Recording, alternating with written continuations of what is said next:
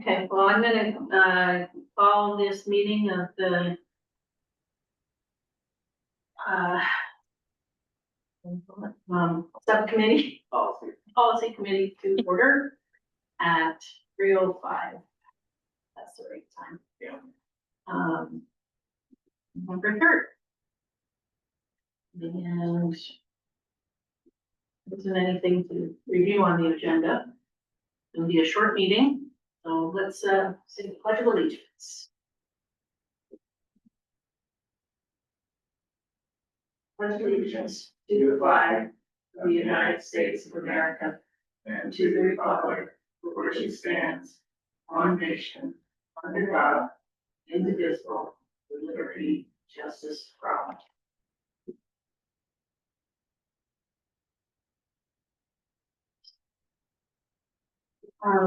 Full business policy review cycle proposal.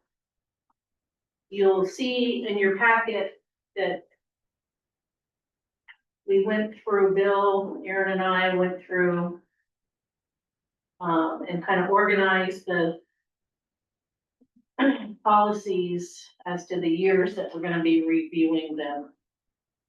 And all the ones that we had done work on are highlighted also.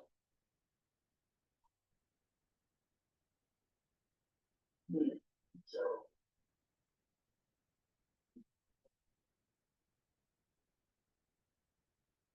And there's a couple things that we said there. There's, especially for 2030, there's a lot of them. Because we did so much reviewing here. But I think you pretty much broke those up pretty equally, right, Aaron? As we were trying to break those up. The review. For the, I just did 5 years from when they were either reviewed or adopted, Yeah, whichever one was yeah. later. So it can kind of, we could be, you know, can refilter the spreadsheet for each year. I'd say that's the work each year, without, you know, new ones coming in. That was kind of the idea. The only one that has a 3-year cycle was the wellness policy, because it does state in the policy that it wants to be, that it needs to be reviewed every 3 years. But all others will have a 5-year review cycle if that's the local committee.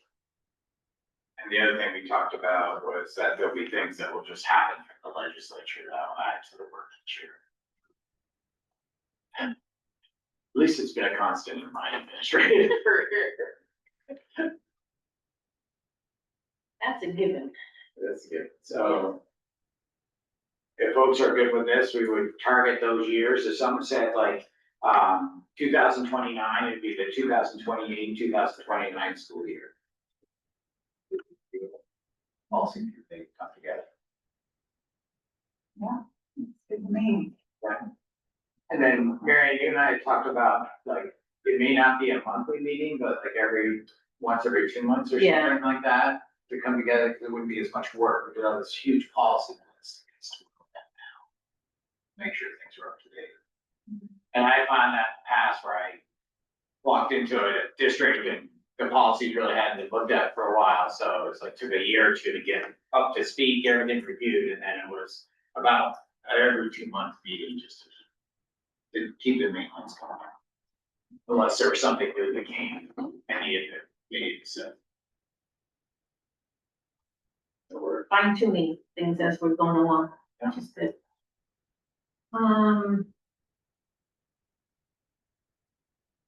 So for new business policy review, the only one that we have to review is D6, the minimum and optimum district-wide average class size, and that is essentially mandatory by Act 73.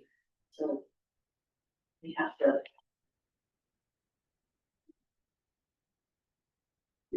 take a look at that. Yeah.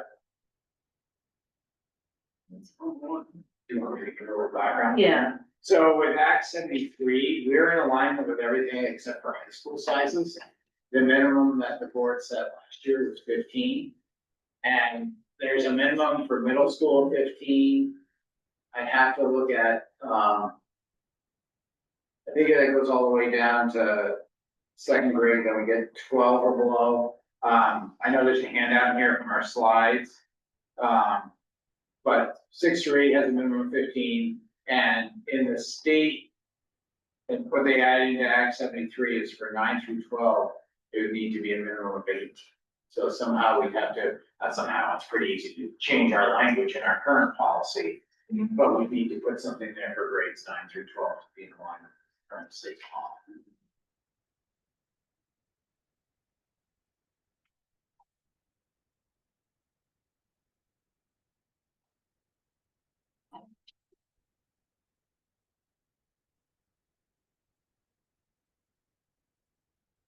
Does anyone have anything to say about that?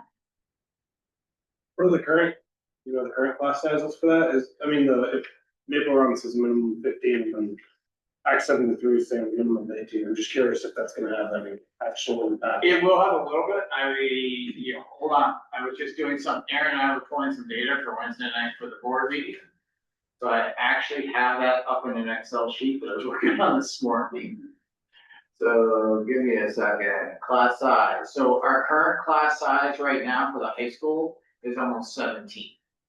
The problem is there's some classes that come out, what I did here was just overall every section of every department. So AP courses, driver's ed, they don't fit in, they don't figure in here. So I can tell you right now that our class size will probably come up. Yeah. 17, I did every single one, in that count. It was just next 4, and then from 4 to 8, we average 7.3, and then for K through 3, we average 16.2, somewhere in that area.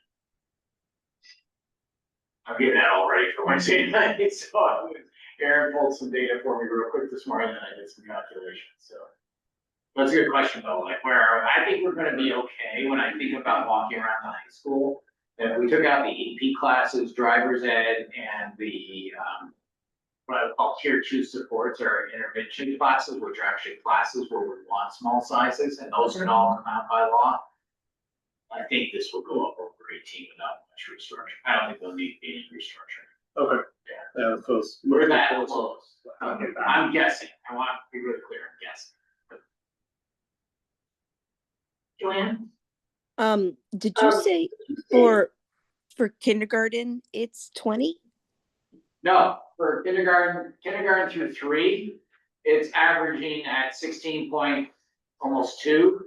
But for kindergarten itself right now, off of this year's numbers, we have an average of 15.4. Right, but it says in the policy, it says Maple Run will use. We have a minimum of 15 for all grade levels. Right, but it says a max of 20. Yep. So you will go up to 20 is what I'm saying for kindergarten. You do too, yes. All right, I don't know why, but I thought we were at 18 for kindergarten. No, we have some that are down as low as, I'm looking at the actual roster right now. Yeah, definitely 26, just wanna make sure it's going right here. The smallest classroom I see is 13 right now. I mean, I'm sorry, I'm saying max, Bill. I'm not saying minimum. Max, I can tell you max right now, our highest max is 18. Yes, right. But in the policy that I'm reading in front of me right now, it's saying that we will abide by 20. And I'm saying, I thought we said we were going to do 18 for kindergarten. This is what we had from when we did it last year at 20. Okay. So does Act 73 just dictate class size minimums? That's right. Not maximum? And already in the education quality standards for Vermont, there were maximums already there, which for grades, kindergarten through, I'd have to go look, but I'm sure it's kindergarten through 2nd grade. It's no larger than 20, and for grades 3 on up, it could be 3 or 4, I just, without, I'm not in reference, I can't quote it. It's 25 classrooms, average. It all talks about average and tell you what you're taking the average over. You know, is it one school, one district? Mhm. So we can pretty much keep our policies and just add the minimums. For the high school. Yeah. Sorry, John. Can you just repeat what you just said, Jessica? It's a little garbled for me. I'm sorry. Oh, just that we can keep our current policy and just add the new minimums from Act 73. Mm-hmm. And Bill, may I ask, can all of the, and I guess that if we were at 20, and I understand that the likelihood of us getting to 20 is smaller simply because our numbers are waning instead of getting higher. But my question is there space for 20 kindergartners in current kindergarten classes? Classes or classrooms? Say that again? Classes Yes. or classrooms? Classrooms. All right, so the classrooms, it would depend on where they're located in the building. We don't always keep the same classrooms Okay. configuration the same. So that would be how I would answer that, because if I think of Fairfield, which has probably our smallest classrooms, but I would say State Tech has a couple rivaling small ones. They just switch it around based on what the class sizes are. Mm-hmm. Okay. So it may mean that Mrs. Smith switches with Mr. Jones, you know, to make that work. Okay. I guess I was under the understanding, and I must be wrong, but I was under the understanding that best practice was a max of 18 for kindergarten. Now, if for Vermont education quality standards, I'm not saying it's not best practice. I just can only quote you education quality standards of 20 for Vermont's education quality standards for kindergarten. Okay. I have to go look at kindergarten research, but I've seen it all over. And what is talked about is that, especially under grade 3, that fewer kids, smaller class sizes, smaller than 20, is preferred. And then the class size research above, 4th grade and above, is pretty clear. There isn't really any learning change that can be found in the meta-analysis for less than 30 kids. Mm-hmm. Okay. And then are there policies, Bill, that talk about like if somebody was on a field trip or whatnot that says how many students per teacher it can be? What is the safety? I haven't seen anything, we don't have anything like that I know. It's usually around making sure the kids aren't split up into groups where there's an adult supervision with someone that passes a background check to be alone. You know what I mean? We don't have a policy or a practice or a procedure on, you know, field trips and how many adults you need to have. Oh, okay. I know the practice, and it's unwritten. I want to be really clear with this. This is unwritten. That when you go on field trips, you make sure kids are always supervised by someone that has a full background check. Sure, of course. I just thought that there was a number from students to adults when you are on a field trip. You know, they say, oh, if you're, you know, going to be away, you have to have this many adults to this many students. Not that I'm aware of, I haven't seen anything like that, but I haven't gone and asked the question either. Does that make sense? Like, I just don't know. The principal might say, hey, you gotta have this many adults with you if you're going to that type of field trip, but going to Echo versus going to the beach takes a different number of adults. Yep. One-on-one versus. Yeah, there's just different supervision.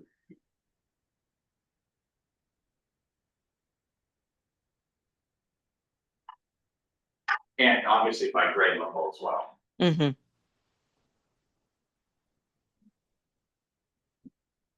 Okay.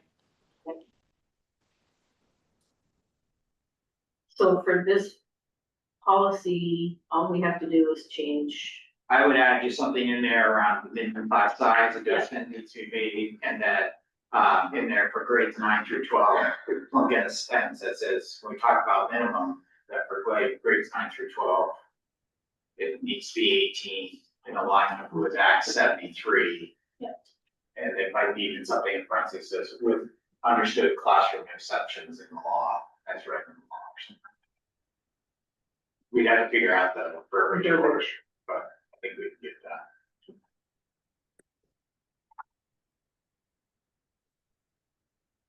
So can we get that taken care of for the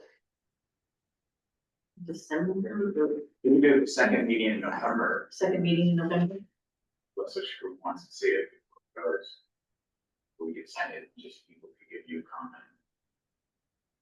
I think it would go right before the last sentence, the class size of the teacher, I think right there, for grades 9 through 12. For Act 73, the class size average should be 18. Less the courses that they allow to be exempt, something like that. I want to write it a little bit. But did you catch all that, Joanna? I know I was on the other side of this aisle the other day, so I know exactly what you're talking about being able to hear. What I was saying is that right before the last sentence in the policy, I would say something for grades 9 through 12. The class size should be 18. 18, yep. In alignment with Act 73, except for the courses called out in the law to be exempt. So it reads something like that. Okay, and those classes, as you said, were for AP classes and technical classes? Yeah, Tech, all the stuff in Northwest Tech is out, it's called terminal courses, advanced placement courses, and courses that require specialized equipment and driver's education classes. Small group services for the purposes of providing special education, supplemental or targeted academic intervention. Okay, thank you. That's, I mean, I'm reading right off the slide. And I copied and pasted. You copy and paste it from the, right. Perfect. Or if we could go with those changes to the policy, would everyone be okay with it going forward to the board to review in the second meeting for November? Yeah. Yes. Okay. Karen, I see you nodding, so I'm assuming that means affirmation. Yes. I can. Bill, can I ask one more clarifying question? Sure. So let's just say you have 21 kids in kindergarten, first or second grade. Does that mean that you'd go immediately to a class of 10 and 11? Well, that's the conundrum that you get in, Joanna. We usually talk about that. Like I can tell you for this year up at Fairfield for kindergarten, we're a little below. We're at 13 and 13 for 2 sections. But That's actually one part I was wondering about. Act 73 has lower minimums for grades 1 and 2 through 5. than Yeah. what's in the Maple Run policy. Yeah. For that specific scenario, it would be worth lowering those within the Maple Run policy as well, so. that's something that this group should talk about if you want to make that change. So I'm sorry, I'm looking at where are the lower, Act 73, grades 1 has a minimum of 10 students. And grades 2 through 5 is a minimum of 12. 2 through Which 12. are both lower.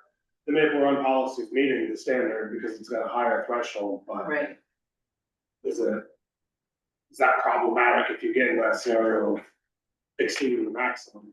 Yeah, I mean, I can tell you at City right now with kindergarten, we had planned on having over 15, but then who shows up because, you know, we're staffing the school in March for the next year. Thought we'd be well over 60. We were under for 4 sections.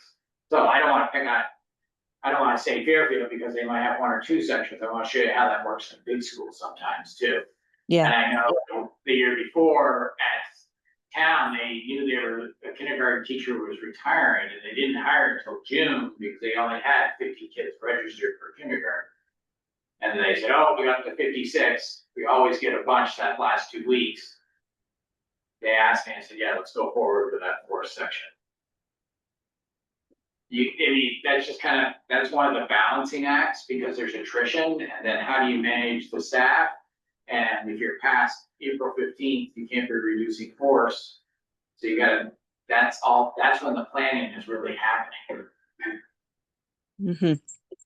And that's when at times, in a school that has one or two sections per grade level, like Fairfield does, they sometimes say to a teacher, can you move from here to here, because we think this will be better.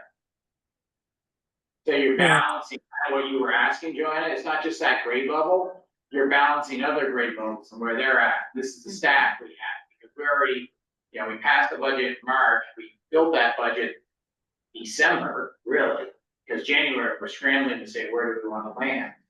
And so you kind of know your personnel allotment, and you say, okay, I mean, what happened this year at city school was we had a teacher leave, we weren't able to replace them.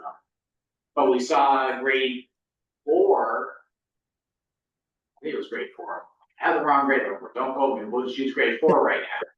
Had a small cohort, they could fit 3 classrooms within their class size policy. They went to the teachers and said, how do you want to structure it? This is what we're in, 1st of August. They made a decision, move forward. We didn't hire that teacher. Yeah, we couldn't find anyone either that was met our hiring standards either. So that was part of it as well. Just trying to be transparent in how we try to run the ship right here. So is it a hard, fast one, Bill? That's kind of what I was hearing from you. I think we try to stay to them as much as we can, but when I reported back to the board in the past month and a half, and I did something on grade size, I said, we didn't make it everywhere. We made it most places, we didn't make it everywhere in the policy. And it's a really good structuring tool for us to have as the administration, as we go into budget building, which we're in the midst of starting right now. That's why, to me, this policy is really important for where the board wants to be, so we can say, okay, we're building based on that. Mhm. And I think you said earlier, I mean, I haven't read the studies, but,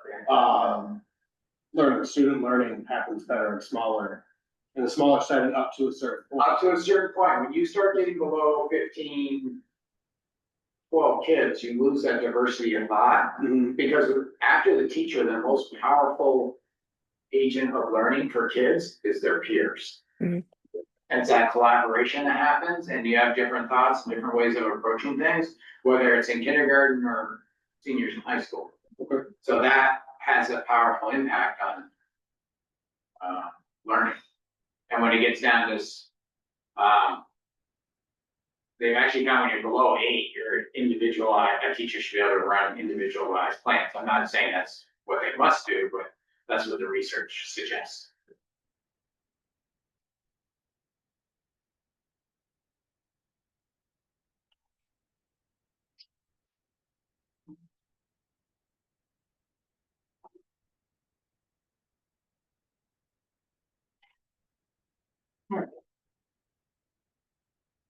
So next, on the new business is next steps. What do we do? Kind of make a Gonna code. look at the, We got this. Yeah. I didn't hear, I don't know that we need a vote, but we could do something organized. Try to point out anything's left of this year. I think we're in pretty good steps. And then maybe Mary and I can work with you on a calendar for a meeting for the rest of this year. We've done a lot of good work. I did have a question about this. Yeah. It's just, the VSBA, do they have a routine review structure? Do they do it every 5 years? Or is it just? It's usually somewhere between 3 and 5 years. I haven't seen anything on their website. Have you seen anything on their website for a review cycle? I know when I've worked with VSBA, they've all recommended somewhere between 3 and 5 years for policy. Okay. Yeah, I was just curious, because we did a lot this year, so. Yeah. Depending on how quickly VSBA turns things around, that could be a busy year. There are a couple more that we know are still to come, that haven't come from Act 72 and Act 73. So we will need this group this year. Around the cell phone issues and social media. This group will need to, advise the board. Do you remember any others? Those are the 2 big ones that come to my mind first. Yeah. I think Okay, I'm good with the 5-year cycle. I was just curious if there was any kind of, if that lined up with what the state can do as well. Yeah, I don't know if it's straight.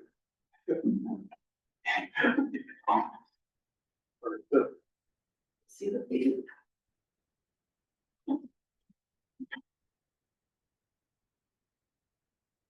So we're gonna look at, We're just gonna reorder it so we know what's happening each year. I'll just Aaron will resort it. yeah, So we can say, each year, this is what it is, it's just kind of like how. We'll just take the spreadsheet, sort it by date. This will looks like in that. Mary Ann, I would say probably the first of the year is probably the earliest we'd be back together, if they're supposed to have those two policies, one particular says January 1st, which is the summer. that needs to be updated by then. Well, they're supposed to have a model policy to this, but Okay. that's what the legislation says. So I don't think we would have anything on social media or cell phone prior to.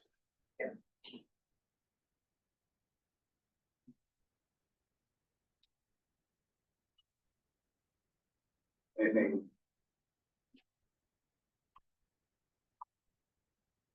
That's it.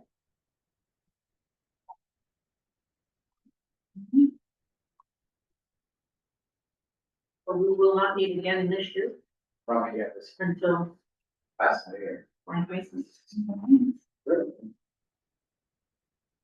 You good? So will I be reaching out to everyone after the new year to schedule something? I think that's a lot to do, yeah, because we'll have to see where the state is on their model. It's not worth coming together. It's pretty- that I do. Oh, yeah. In winter. All right, the meeting adjourned at 3:30. Thank you, everyone. Happy Thanksgiving. Have a good Thanksgiving. Thank you.